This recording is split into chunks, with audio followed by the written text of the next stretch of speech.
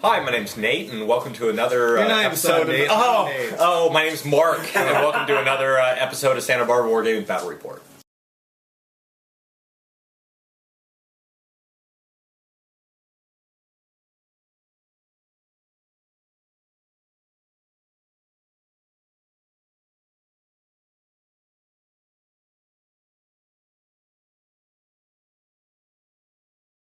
So here's my deployment. I've got my Man of War Dracoon over here. He doesn't have the dismount because I didn't have the point.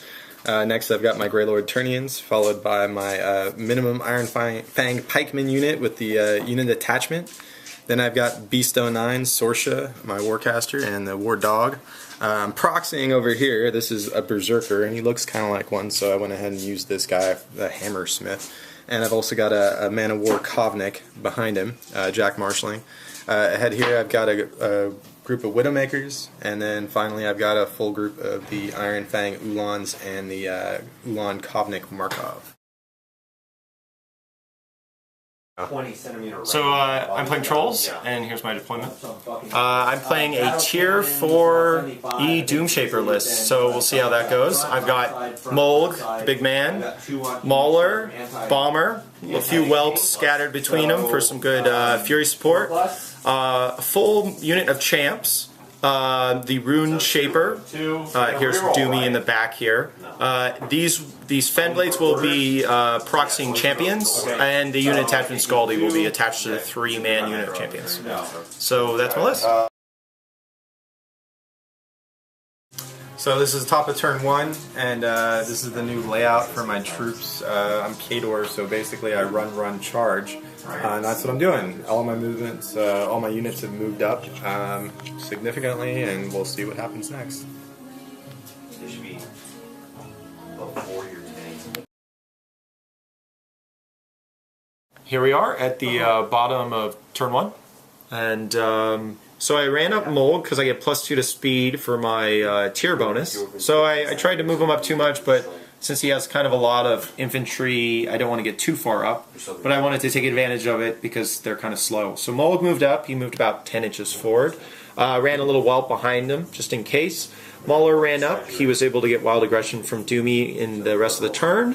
Bomber moved up. I figured I'm a little too far away to launch some bombs. I kind of missed that Impaler's Animus in this game because the tier list doesn't allow me to have that. Champions ran up here for a nice little screen for EDoomshaper because he's squishy as hell. The other unit came up here, maybe guard, see counter charges. RuneShaper ran up, and a little whelp in the forest for safety. Okay.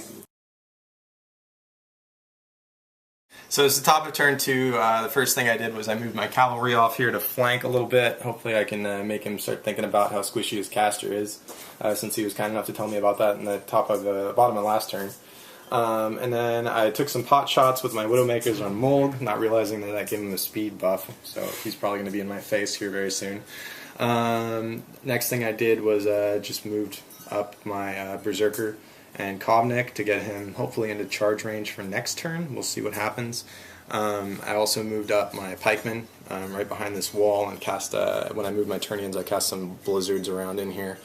And then I just moved Sorsha up, so it's just kind of wait and see and getting ready for that big charge. So here we are at the bottom of my turn 2, and it's going pretty good. He's kind of started to surround me over on the left here. He's got this nice flank of Ulan. So I had to kind of position myself because I know they hit really hard. So if you look down here, you can see I kind of set up Mulg a little bit on the left here to kind of guard the left.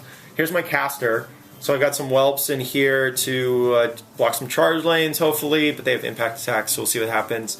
Some champions as kind of bodyguards. What else? Let's see. You killed my dudes. Oh, yes. So I took out one shield walled Fang Pikeman, and I rolled for a bomber, and he missed, and took out one of his lords there on a nice scatter. So it's a pretty defensive move. These little linear obstacles in the way are blocking charges, so we'll see who manages to get over the fence first.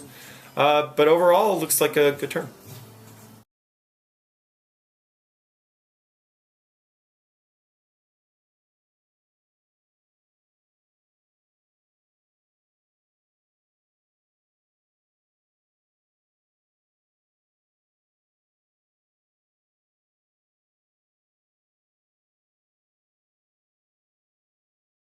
Oh wait, there you go.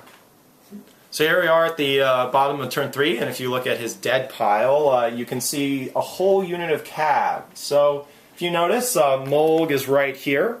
I had the EDoomshaper cast Wild Aggression on him, and he, with the feat, because I popped my feat, he was able to charge this model, and then he took out this model with the big meaty fist, and these 3 models with some good rolls, slammed 2 of them, so took out that unit.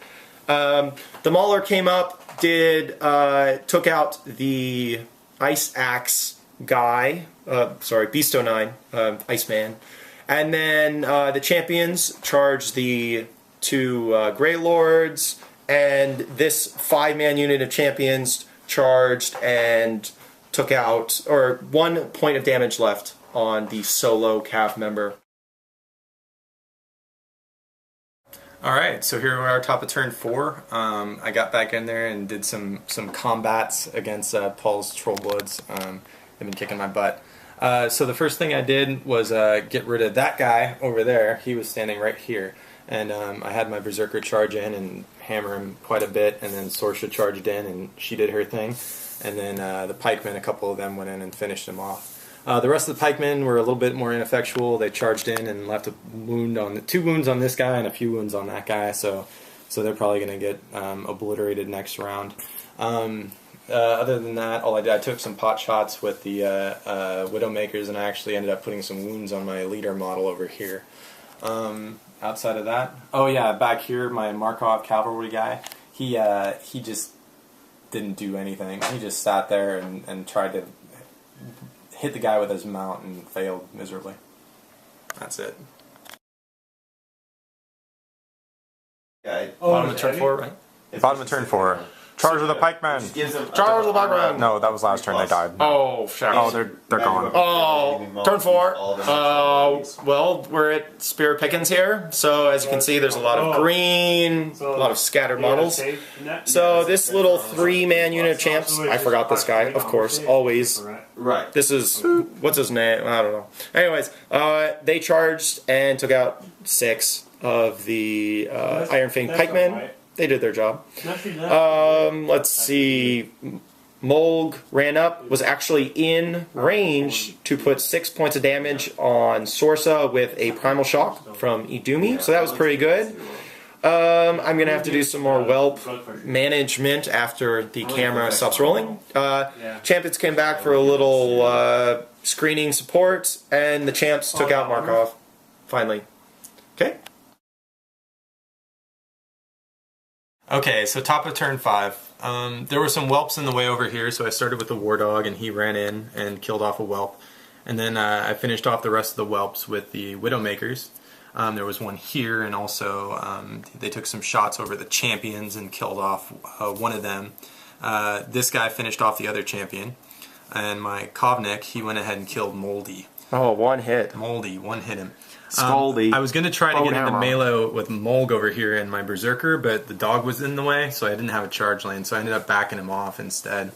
And then with Sorsha, I just backed her off a round to give her some cover, wind rush, to give her extra defense, and hopefully I'm in good position so that I can charge up on him next turn and finish him off.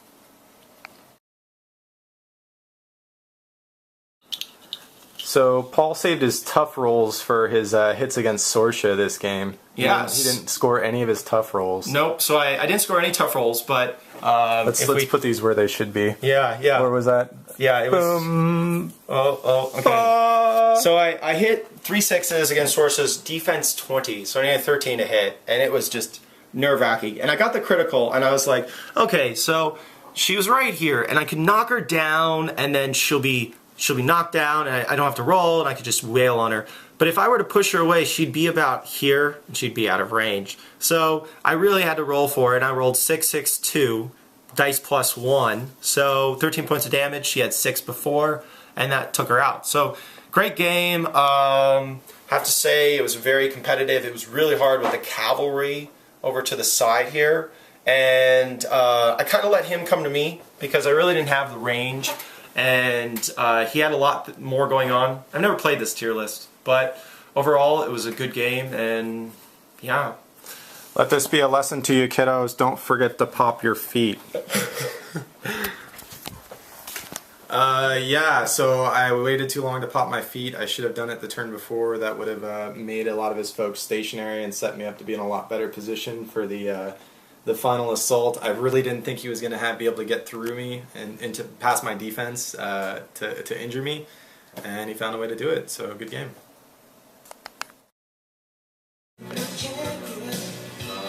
I'll keep looking. It's right here. No, so that's mine. I'm not gonna shine. Not yours. I was dancing. I was doing my creepy Silence of the Lambs dance. No, we're done.